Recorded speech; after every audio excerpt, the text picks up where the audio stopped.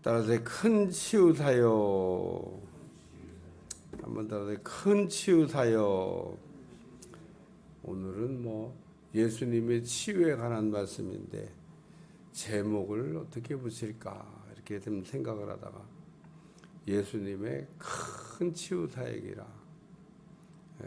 실제로 오늘 본문을 읽어봐도 가히 상상이 안 가는, 오늘날도 일어난 적은 있다고 그러는데 어쨌든 흔치 않은 그런 예수님의 지금 치유 사역이어서, 그래서 제가 예수님의 큰 치유 사역이라 제목을 좀 붙여봤습니다. 그 예수님은 이렇게 설교하실 때 그 지형지물을 잘 이용하시고 또 때로는 크게 얘기를 안 하셨을 것 같아요.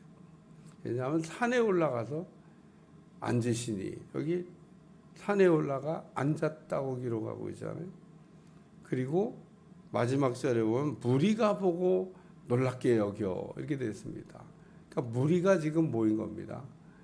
몇 사람이 모인 게 아니고 무리가 모였는데, 물론 예수님이 잘 보이긴 할 것 같아요. 예수님 높은 데 앉아 계시고 사람들 낮은 데 거꾸로 보이나? 예수 낮은 데 있고 사람들 높은 데 올라가나? 예수님이 높은 데 올라가서 앉으시고 사람들이 아래서 보지 않았을까? 사람들이 위에서 올라가고 예수님 아래 계셨을까? 그건 잘 모르겠네. 근데 어쨌든 산에 올라가 앉으시니 이렇게 돼 있잖아요. 산에 올라가서. 그러니까 예수는 산에 올라가신 겁니다. 예수님이 높은 데 올라가서 앉으신 거예요. 그냥 생각할 때는 산에 올라가서 서셔야 될 것 같은데, 무리가 많이 모였는데 예수님이 앉으셨습니다. 사람이 많이 모였을 때 큰 소리로 해야 될까 아니면 작은 소리로 해야 될까? 작은 소리로 하는 게 더 교육에 효과적입니다. 귀를 쫑긋 해야 되는 거죠. 예수님이 큰 소리로 무리에게 그렇게 하면 성대 다 망가집니다. 그러니까 예수님이 무슨 마이크 갖고 사역하던 시대도 아니고 사람들은 많이 모였는데 산에 올라가서 앉으셨다. 예수님이 그냥 편안하게 얘기하신 겁니다. 사람들은 귀를 쫑긋. 그리고 예수님은 이제 산에 올라가 앉으셔서 하신 일이 사실은 말씀 선포도 하셨겠지만은 더 중요한 거는 치유 사역을 하셨다는 겁니다. 산에 올라가 앉으시니 큰 무리가 다리 저는 사람, 장애인, 맹인, 말 못하는 사람, 기타 여럿을 데리고 와서 예수의 발 앞에 앉힘에 고쳐 주셨다는 말씀입니다. 오늘 본문을 읽는데 좀 우리가 그냥 지나갈 수도 있고 또 이건 뭔가라는 생각을 할 수도 있는 단어가 나와요. 그게 뭐냐면 장애인과란 말입니다. 장애인. 먼저 우리가 읽던 개역 성경에는 이걸 어떻게 번역했냐면 불구자 이렇게 번역했습니다. 어떻게 생각하면 장애인 그러면 알 것 같기도 하고 모를 것 같기도 하고. 근데 먼저 번역본에는 불구자 이렇게 번역을 했어요.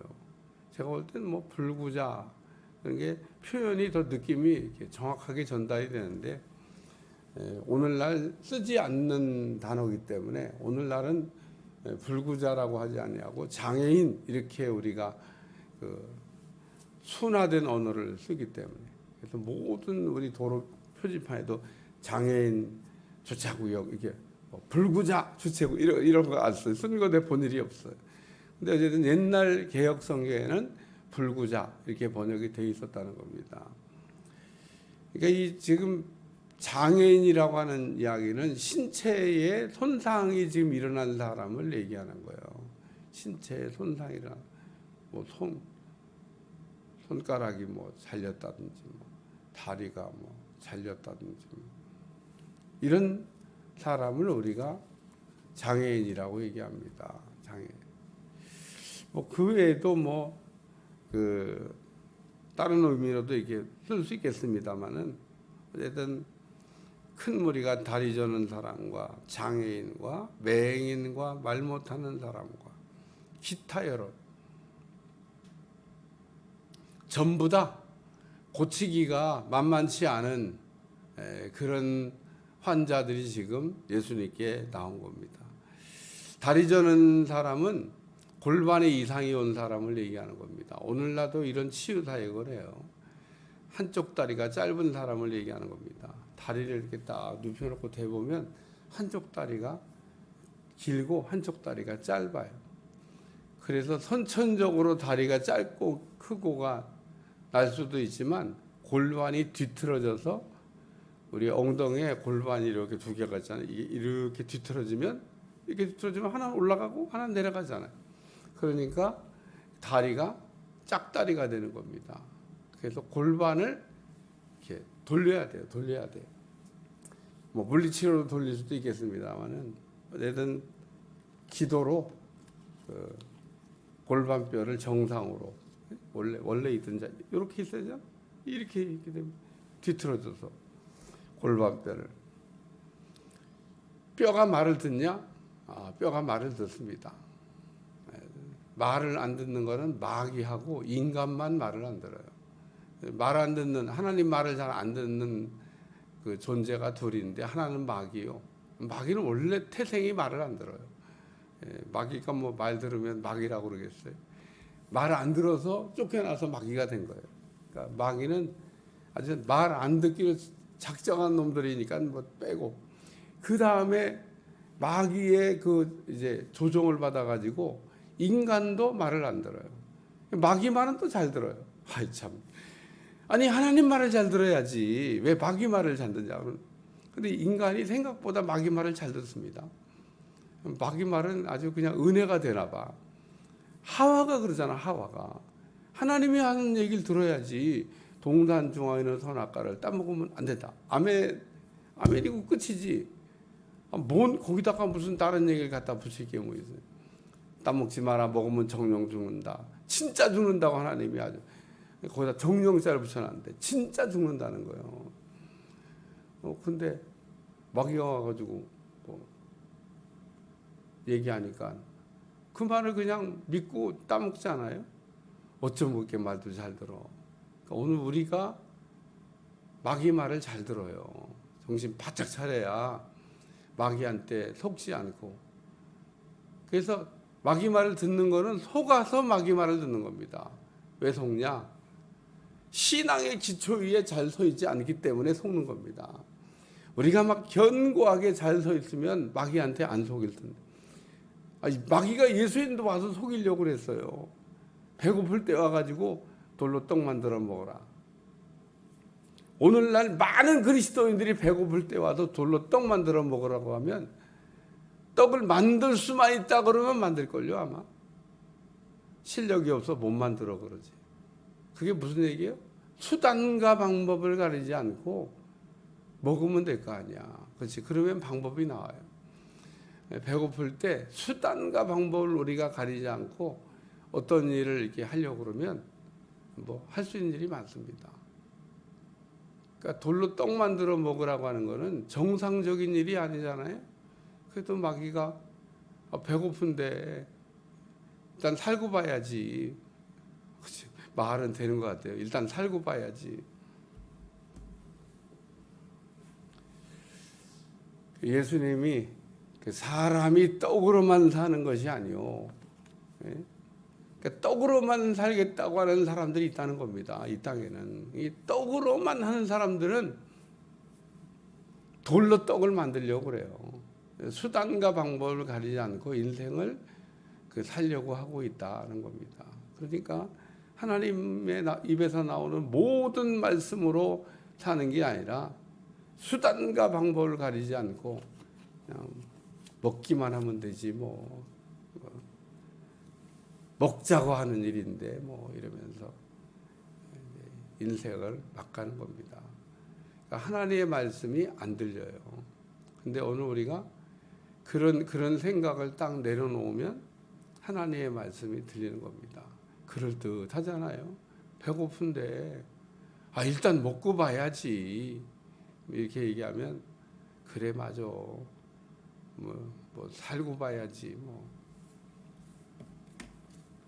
그래서 하나님을 안 믿는 겁니다.